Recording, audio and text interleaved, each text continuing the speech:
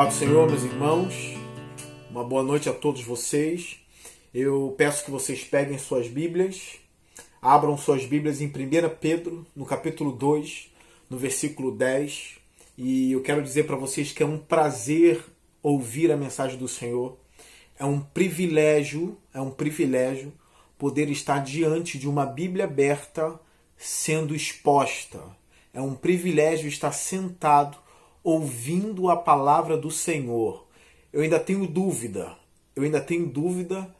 de quem é mais privilegiado, aquele que prega ou aquele que ouve, tá? Então, eu quero dizer que é um privilégio também vocês estarem aí ouvindo a palavra do Senhor. Eu sei que a palavra do Senhor edifica, ela vivifica, ela transforma, ela dá força. Então, fica aí, não perca a concentração. E eu espero que Deus fale ao seu coração através dessa simples mensagem, dessa simples pregação. Então, abra sua Bíblia em 1 Pedro, capítulo 2, no versículo 10, que diz assim: Antes vocês nem sequer eram povo, mas agora são povo de Deus. Não haviam recebido misericórdia, mas agora a receberam. Meus irmãos, aqui é importante a gente relembrar algumas coisas e também é importante a gente trazer aqueles que estão ouvindo a mensagem pela primeira vez, né, trazer eles para esse contexto aqui. Primeiramente eu quero lembrar a todos vocês que Pedro ele colocou o Cristo, ou frisou o Cristo como a pedra viva, como a pedra fundamental. Porque a ideia de Pedro é falar de um edifício espiritual que está sendo construído. A ideia de Pedro é mostrar que existe uma casa espiritual onde Deus habita, né? Ou seja, não é no templo feito por mãos de homens, não é numa terra física específica, tá? Não é no Brasil, não é na Europa, não é em Israel, a gente vai tratar disso hoje, mas é um edifício espiritual. Então, essa é a ideia de Pedro aqui. Então, à medida que a gente se aproxima da pedra viva, à medida que vocês se aproximam desta pedra viva que é Cristo, vocês também vão sendo utilizados como pedras vivas nesse edifício. Então, cada um de vocês, cristãos, cada um de vocês são usados como uma pedra viva nesse edifício, que vai crescendo. Só que o ponto de Pedro é que Cristo é a pedra principal. Ele é a pedra angular, ele é a pedra de esquina. Então, Pedro nem se coloca como a pedra aqui, ele coloca Cristo como a pedra viva. Ele é o fundamento. Sem ele, esse edifício não é construído. É um edifício espiritual, é a morada do Deus vivo. Então é importante a gente lembrar disso aqui, porque o que está sendo construído é um edifício espiritual. Isso é a igreja, isso é uma igreja. Então você é uma pedra viva nesse edifício espiritual que está crescendo. E Cristo é a pedra principal. Pedro diz também que nós somos sacerdotes nessa casa espiritual. Sacerdotes espirituais que oferecem sacrifícios espirituais aceitáveis a Deus. Pedro deixou isso bem claro. Então, aqui na verdade, essa série, essas mensagens que eu preguei, né, baseado nessa parte do edifício espiritual, eu trouxe aqui a doutrina do sacerdócio real de todo cristão, que é uma doutrina muito linda, muito importante para a gente. É uma doutrina que os reformadores resgataram. Os reformadores trouxeram para a gente. É uma doutrina protestante. Então, saiba que cada cristão é um sacerdote, que cada cristão é uma pedra viva nesse edifício. E Cristo é a pedra viva principal. Pedro também diz que essa pedra ela foi rejeitada pelos construtores. Ou seja, aqueles que deveriam ter um maior entendimento sobre a construção desse edifício, ou seja, os judeus, rejeitaram essa pedra viva, rejeitaram essa pedra principal. Eles construíram sobre outro alicerce. Eles negaram a Cristo. A gente sabe que os judeus crucificaram a Cristo. Eles rejeitaram o Deus encarnado, que é Cristo. Pedro também fala que eles, por desobedecerem, por não acreditarem e por desprezarem esta pedra que é Cristo, eles tropeçaram. eles tropeçaram, eles caíram, eles colidiram com essa rocha, com essa pedra. Então, na verdade, eles foram de alguma forma destruídos por isso. Então, como eu disse em outras pregações, para Pedro não existe meio termo. Eu já falei isso em 2 ou 3 pregações e eu quero relembrar vocês. Para Pedro não tem como ficar em cima do muro. Ou você crê em Cristo e vai para a luz, ou você nega a Cristo e fica nas trevas. Essa foi, na verdade, a estrutura aqui que Pedro traçou, que Pedro colocou nesse texto dele. Então a gente descobriu que aqueles que creram em Cristo, aqueles que servem a Cristo, aqueles que estão sendo utilizados como pedras vivas nesse edifício, eles são geração eleita, sacerdócio real, nação santa, povo exclusivo de Deus. Nas mensagens que eu tratei com vocês e que eu trouxe, né? Saiba quem vocês são, cristãos. É importante a gente saber quem a gente é. É importante a gente saber o que é um cristão no mundo espiritual.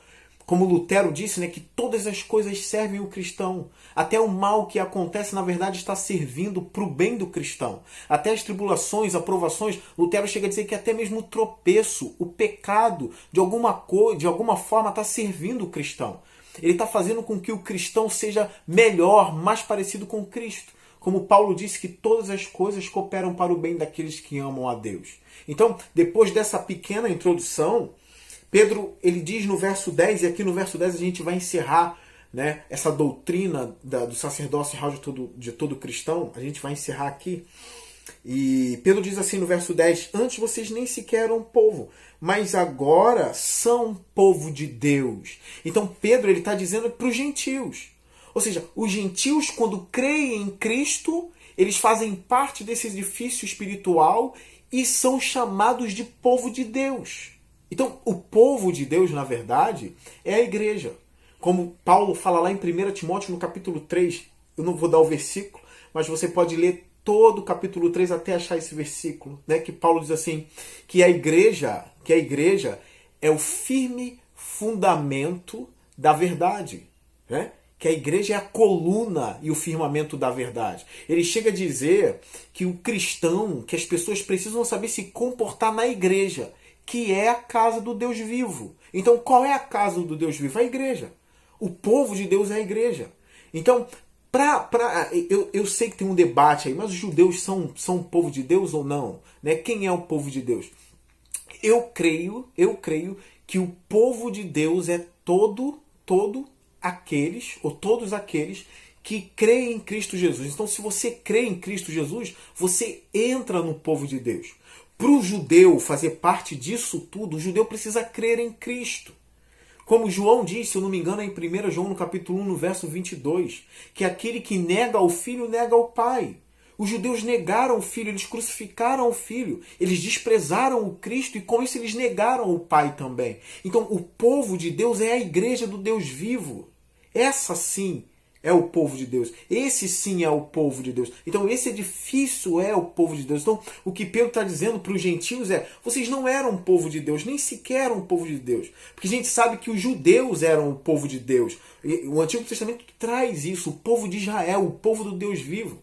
Mas eles rejeitaram essa pedra, eles tropeçaram. Então a gente tem aquele texto lá em Mateus 28, né, que Jesus fala para os seus apóstolos, ide por todo mundo e pregai o evangelho a toda criatura. Então todo aquele que crê será salvo. Todo aquele que crê, seja grego, seja romano, seja brasileiro, seja o que for, se crê em Cristo Jesus, entra nesse povo de Deus que na verdade é um povo exclusivo, né? É uma propriedade exclusiva de Deus. E todo o que crê entra nesse edifício. Então, para o judeu fazer parte disso tudo, ele precisa crer em Cristo. A gente sabe que de alguma forma, Deus vai salvar sim muitos judeus, que Deus não desprezou eles. Muitos judeus serão salvos, mas serão salvos como? Crendo em Cristo Jesus. Deus não abandonou esses que eram povo dele, que de alguma forma é chamado sim de povo. De alguma forma é chamado. A gente não vai entrar, né, não vamos aprofundar essa questão aqui hoje. Mas a gente sabe que os judeus, muitos judeus irão se converter. Mas eles vão se converter através da palavra. Eles vão se converter crendo em Cristo Jesus. Só assim para ser povo de Deus. Isso aqui é muito importante. Então, é importante a gente frisar aqui outra coisa. Essa ideia que muitos bispos, apóstolos, pastores têm trago para as igrejas hoje é uma ideia danosa, né? Uma ideia que beira a malignidade.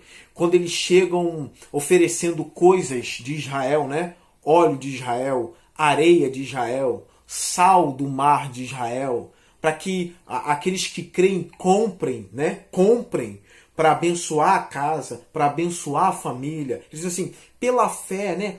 Oferte aqui, na verdade eles pedem uma oferta, oferte aqui tantos reais, né? Tantos milhares, né? E ganhe aqui o azeite ungido de Israel.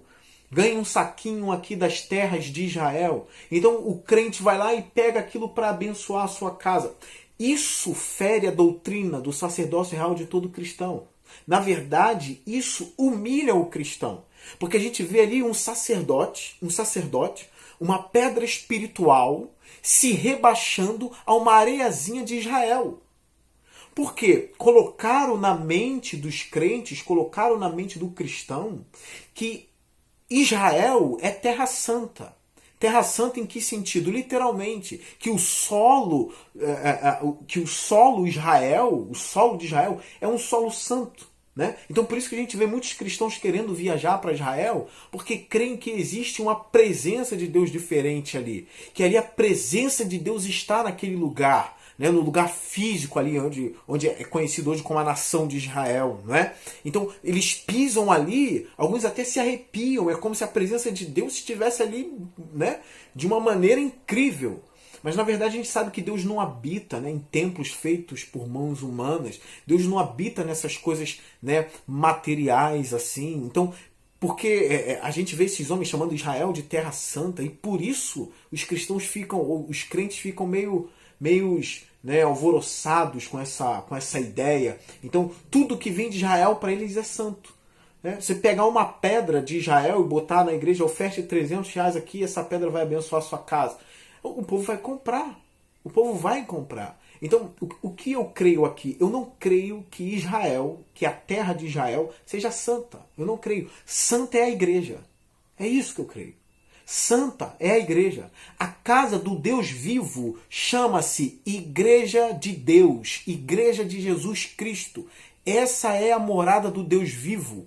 E eu não estou falando de prédio físico, não. Eu estou falando de pessoas convertidas, entende? De pedras vivas, não de pedras de concreto.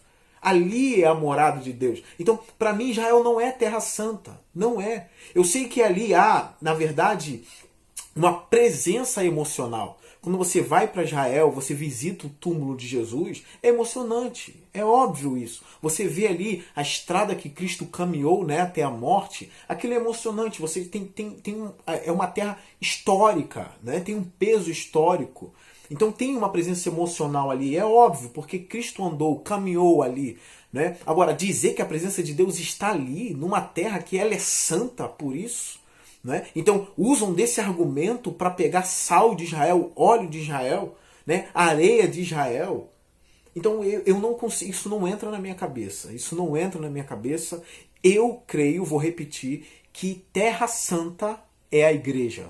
Eu creio que povo exclusivo de Deus é a igreja. Porque Pedro escreveu aqui. Pedro ele deixa isso muito claro no verso 9. Vocês, porém... Ele está falando para a igreja. Vocês, porém, são geração eleita, sacerdócio real, nação santa. A nação santa é a igreja do Deus vivo.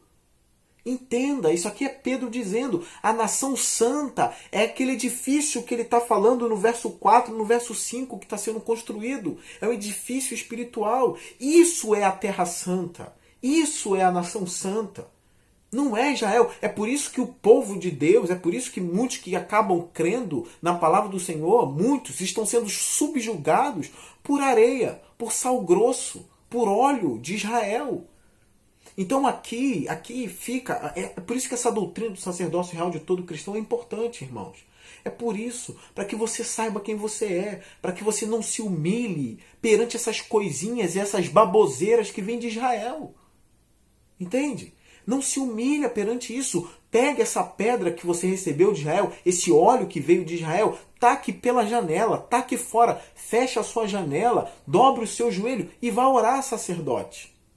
A sua oração tem efeito, como Tiago escreveu, a oração de um justo pode muito em seus efeitos. Então jogue esse sal grosso pela janela. Sacerdote, não se rebaixe a um sal grosso, sacerdote. Não se rebaixe, sacerdote, não se rebaixe a uma água que vem do rio de Israel, do rio Jordão, seja de onde for. Não se rebaixe a isso. Eu escrevi uma coisa que eu quero ler para vocês, que é algo importante aqui. Isso é bom para frisar como essa doutrina que os reformadores resgataram, que é do sacerdócio real de todo cristão, como essa doutrina é essencial para os nossos tempos. Como essa doutrina é importante para você aprender, para você não ser subjugado a baboseiras. Então, eu escrevi algo aqui, eu quero ler para vocês. Diz assim: as nossas orações são sacrifícios espirituais que chegam na presença de Deus, não banhadas por sangue de bichos, mas banhadas no precioso sangue de Cristo. Eu vou repetir para vocês. As nossas orações são sacrifícios espirituais que chegam à presença de Deus, não banhadas por sangue de bichos, mas banhadas no precioso sangue de Cristo. Depois de eu dizer isso, agora você percebe o quanto é humilhante depender de sal grosso dado ou vendido pelo bispo para a bênção do seu lar, do seu trabalho, da sua família. Percebe agora o quanto é humilhante isso? Está percebendo? Agora você viu quem você é.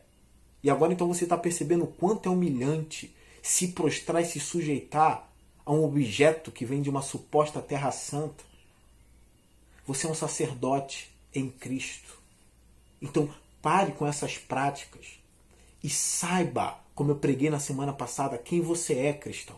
Feche a porta do teu quarto, dobra o teu joelho, porque você tem apresentado sacrifícios espirituais. E como diz aqui no verso 5, vocês também estão sendo utilizados como pedras vivas na edificação de uma casa espiritual para serem sacerdócio santo, oferecendo sacrifícios espirituais aceitáveis a Deus por meio de Jesus Cristo. Não é por meio de areia de Israel. Não é por meio de chofar que é tocado nas igrejas. Não é por meio de bandeira de Israel colocada em igreja. Não é por meio de arca da aliança colocada em igreja. Não é por meio de nada disso. Não se rebaixem essas coisas, sacerdotes. Vocês, por meio do sangue de Cristo, se tornaram sacerdote na casa espiritual de Deus. Você é um sacerdote, as suas orações chegam a Deus por meio de Cristo. Os seus sacrifícios são espirituais. Jesus falou para a mulher samaritana que Deus procura adoradores que o adoram em espírito e em verdade. E ele disse para a mulher samaritana que estava curiosa, né? Onde se deve adorar? No monte ou em Jerusalém? Ó, Jesus falou, ó, Deus é espírito. Deus é espírito. Deus não está preso a essa matéria. Nem no monte, nem em Jerusalém, nem no templo. Nem no templo em Jerusalém. Deus é espírito. E importa que os seus adoradores o adorem em espírito e em verdade. Vocês estão entendendo? Eu não estou desprezando Israel. Não estou desprezando, não é isso. Eu estou mostrando para vocês que onde houver um sacerdote em Cristo Jesus, onde houver um adorador que adore em espírito e em verdade, ali está a presença de Deus. Escuta, lugar santo é onde Deus está. Ele está também no seu quarto quando você dobra o seu joelho. Ele está no culto público da igreja local, onde a gente se reúne num prédio físico, eu sei. Mas a gente se reúne como igreja. As pedras vivas estão dentro das pedras de concreto naquele instante. E Cristo está ali presente. Porque ele disse para os seus discípulos, eu estarei com vocês até a consumação dos séculos. Terra Santa é todo lugar onde os filhos de Deus estão reunidos. Pedro chama aqui a igreja de nação santa. No verso 9, de povo exclusivo de Deus. Então, antes vocês não eram povo, mas agora, por meio da palavra, por meio de Cristo, vocês se tornaram povo. Olha o que Pedro fala no verso 10. Antes você nem sequer eram povo, vocês nem sequer eram povo. Mas agora são povo de Deus. Quem é o povo de Deus? A igreja do Deus vivo. Isso aqui para mim ficou claro, e Pedro, que era um judeu, mas era um apóstolo de Jesus Cristo, está ensinando isso aqui à igreja. Agora a gente pula para outra parte desse versículo, que Pedro diz assim: não haviam recebido misericórdia, mas agora receberam. É a parte B do verso 10. Não haviam, olha, lê a sua Bíblia. Não haviam recebido misericórdia, mas agora a receberam. Aqui Pedro volta a falar do tema do capítulo 1, do verso 3. Porque Pedro aqui ele vai de novo falar do Deus que é grande em misericórdia. Que você foi salvo pela misericórdia de Deus. Você não foi salvo porque era mais bonzinho que seu vizinho, não. Você não foi salvo porque você é mais bonitinha que seu vizinho, não. Foi plena misericórdia do Senhor que te resgatou, meu irmão. Foi por misericórdia. Pede para eu explicar porque Deus te salvou. Pede para eu explicar porque Deus quis você. Eu não sei explicar. Eu sei que Ele te salvou foi por misericórdia, não foi por mérito seu. Como Paulo escreve aos Efésios, no capítulo 2, verso 8, né? Vocês são salvos pela graça, por meio da fé. Isto não vem de vós, é dom de Deus. Dom de Deus. Então, Pedro ele fala aqui no capítulo 1, no verso 3, Pedro diz assim: bendito seja Deus e Pai de nosso Senhor e Salvador Jesus Cristo, conforme a sua grande misericórdia, Ele nos regenerou para uma esperança viva. Então, Pedro ele disse aqui no verso 10, no capítulo 2, que não tinham, que esse povo, que nós, os gentios, a gente não tinha, né? Que a gente não tinha recebido misericórdia. Mas recebemos misericórdia. Então, partindo da ideia de Pedro do capítulo 1, do verso 3, Deus é grande em misericórdia. Então, pelo fato de Deus ser grande em misericórdia, Ele vai salvar os pecadores. E qual o meio que Deus usa para salvar os pecadores? A palavra. A pregação da palavra. É por isso que a palavra é importante. A coisa principal numa igreja é a pregação da palavra de Deus. É o principal. Os homens de Deus, os pastores, devem estar preparados para pregar a palavra de Deus. Essa é a parte principal, mais importante e mais valiosa do ministério pastoral. É a pregação da palavra de Deus. O pastor precisa conhecer, manejar bem a palavra, precisa pregar a palavra do Senhor. Então, qual foi o meio que Deus usou? Ele é misericordioso, né? Pedro fala, ele é grande misericórdia. Por causa da sua grande misericórdia, nos regenerou. Mas qual foi o meio que ele usou? Vamos para a Bíblia. Capítulo 1 ainda de 1 Pedro. Olha o verso 23, capítulo 1, verso 23. Vocês foram regenerados, não de uma semente perecível, mas imperecível, por meio da palavra de Deus, viva e permanente. Então, esse Deus misericordioso usou algo para regenerar você. Usou algo para salvar você. Que algo foi esse? A pregação da palavra. Através de um instrumento, de um pregador, de um pastor, de um evangelista. Então, Deus nos regenerou por meio da sua palavra. E Ele só fez isso porque é grande em misericórdia. Não porque vocês são bons, mas porque Ele é grande em misericórdia. Uma outra coisa aqui que é importante a gente frisar dentro dessa ordem, né? Deus é compassivo, é misericordioso. Por isso, Ele resolveu salvar. O homem não merecia. Então, Ele usa a palavra. A palavra, ela alcança o coração do homem. Ela vem rasgando o coração do homem. Como está escrito em Jeremias, que a palavra é como um martelo que esmiuça a penha. É como um martelo que esmiuça a rocha. Então, a palavra de Deus, ela vem, ela quebra o coração do ímpio. Ela quebra o coração do ímpio, ela regenera o ímpio e com isso vem a fé. Então vem a fé em Cristo, ele passa a crer em Cristo, os pecados dele são todos perdoados, todos os pecados são perdoados pela fé em Cristo Jesus, pelo sacrifício de Cristo Jesus, ele é justificado de todos os pecados, agora ele se torna justo perante a Deus, então ele recebe a adoção de filhos, agora ele se torna um filho de Deus. Ele passa a reinar com Cristo, porque ele herda tudo que é de Cristo. Ele se torna um sacerdote, porque Cristo é o sumo sacerdote. Então ele se torna um sacerdote, ele reina com Cristo, ele é sacerdote com Cristo, ele é filho com Cristo. Aqui a gente passa pelo processo de santificação nessa terra, até chegar à visitação, que Cristo volta e glorifica a nossa vida. Ele nos glorifica. Aquilo que é corruptível se torna incorruptível. Aquilo que é imperfeito agora vai se tornar perfeito. O nosso corpo será glorificado na vinda de Jesus Cristo. Essa é a obra maravilhosa da graça e da misericórdia do Senhor, né? Então a conversão é uma coisa muito bonita e ela se dá pela misericórdia de Deus. E aqui eu falei, né, eu mais ou menos, né, uma forma simples, eu expressei para vocês essa obra de salvação. Existia um homem no século XVI chamado William Perkins. Ele era um puritano. E a conversão dele é um pouco diferente das de muitos, assim.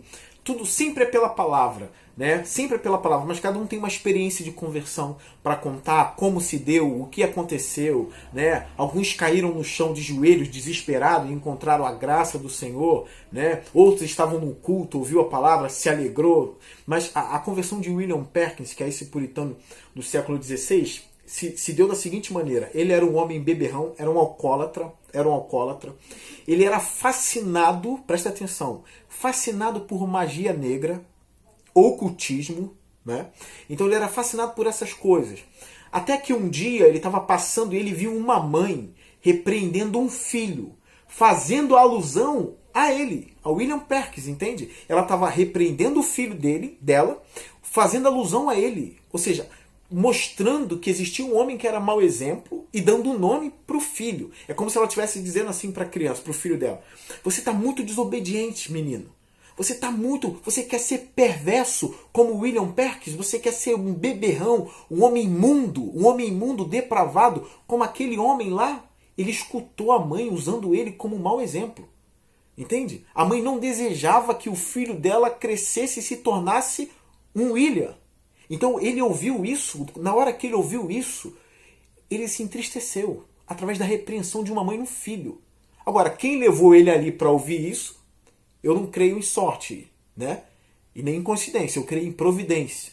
Ele ouviu aquilo ali, ele se entristeceu com aquilo. Ele percebeu o quanto ele é um mau exemplo, o quanto ele era mau. E o que aconteceu? Quando ele viu que ele era mau, rapidamente ele percebeu que precisava de um salvador. Entende? Então o que ele fez? Os biógrafos dele dizem que, na verdade, ele fugiu para Cristo. Esse é o termo usado, ele fugiu para Cristo.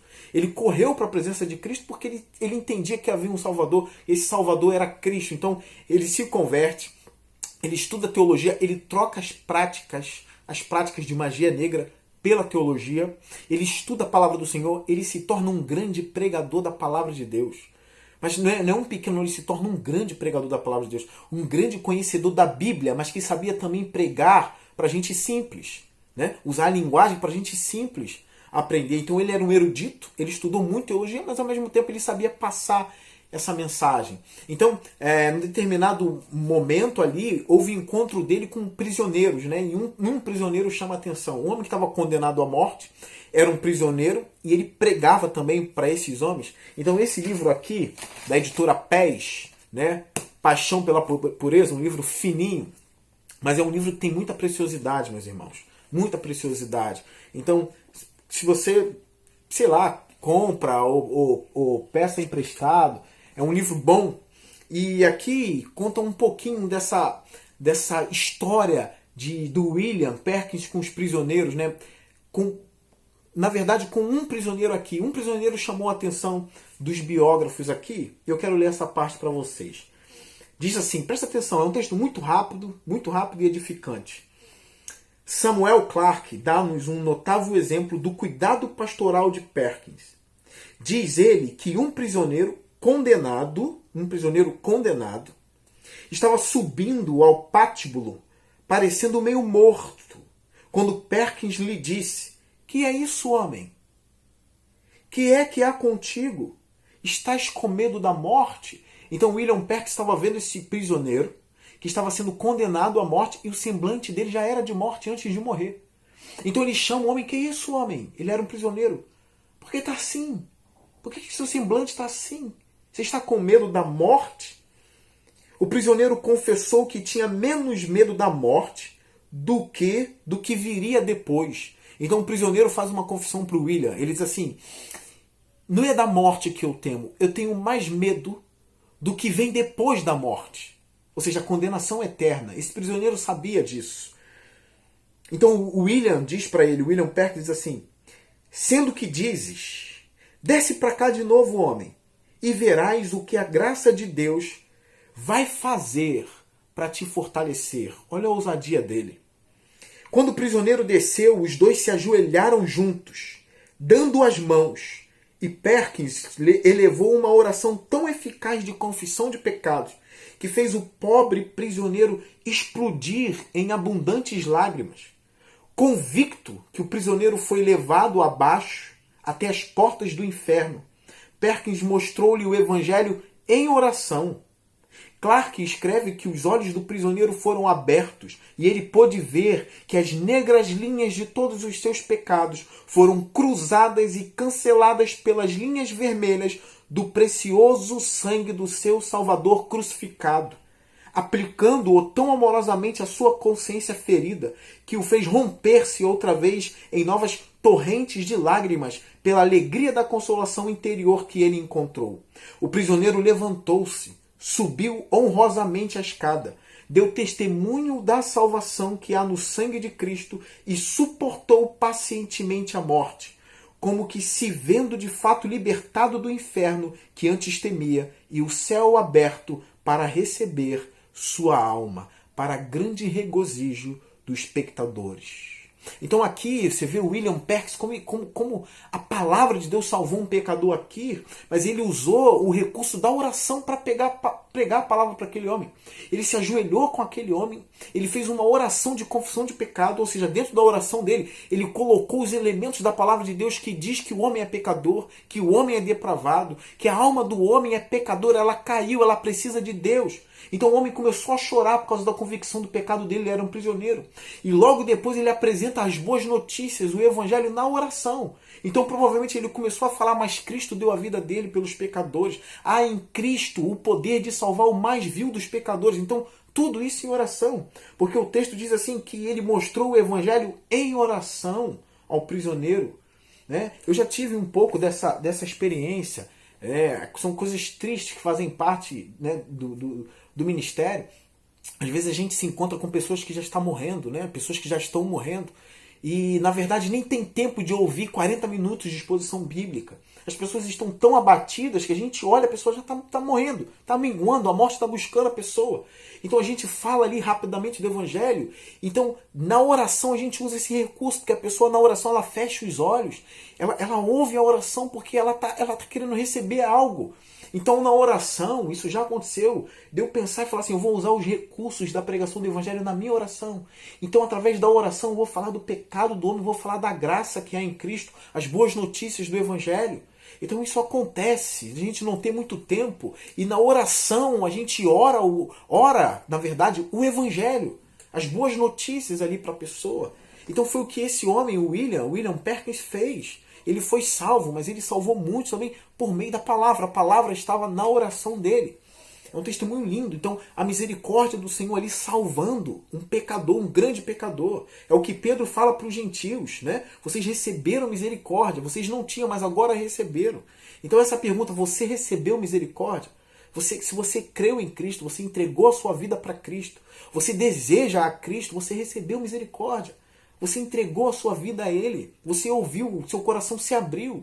Não importa se você está passando momentos difíceis agora, você creu em Cristo, você recebeu misericórdia. E aqui é importante, para eu finalizar essa mensagem, para não ficar muito longa, uma outra coisa que é importante aqui, porque a igreja que Pedro está escrevendo estava passando por momentos difíceis. Pedro chega a dizer no capítulo 1 que eles estavam sendo entristecidos ainda por pouco tempo, né? Estavam entristecidos pelas provações. Então, essa grande misericórdia, ela não só serve para salvar a alma. Essa grande misericórdia não só serve para salvar a alma, mas essa grande misericórdia acompanha o cristão em toda a sua trajetória. Né? Então, a trajetória de fé são degraus. O cristão está subindo degraus. E em cada degrau que o cristão sobe, está escrito misericórdia. Cada degrau que o cristão pisa, está escrito misericórdia. E se o cristão tropeça e cai nos degraus, está escrito levante-se, porque tem misericórdia para você. O cristão está no solo da misericórdia, está nos degraus da misericórdia. Isso é muito importante, porque a misericórdia não serve só para salvar, mas serve para manter o cristão até aquele último dia. Toda a trajetória cristã é uma trajetória de misericórdia de Deus. Olha o que diz no Salmo 138, no verso 8.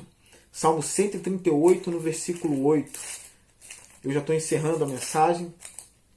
É um salmo lindíssimo. Mas olha o verso 8 do Salmo 138. O Senhor cumprirá o seu propósito para comigo. Teu amor, Senhor, permanece para sempre. Não abandones as obras das tuas mãos. O salmista está dizendo que o amor do Senhor permanece para sempre. E ele está orando ao Senhor, não abandone as obras das suas mãos. Nós somos as obras das mãos de Deus. Então a nossa oração é essa: teu amor, Senhor, não tem fim. Então não me abandone, porque eu sou obra das tuas mãos. Como está escrito em Filipenses 1,6, aquele que começou a boa obra é fiel para completá-la até o último dia. Então as misericórdias do Senhor acompanham o cristão em toda a sua trajetória. Então eu quero edificar você através dessa mensagem. Na verdade, eu espero que a palavra tenha edificado você.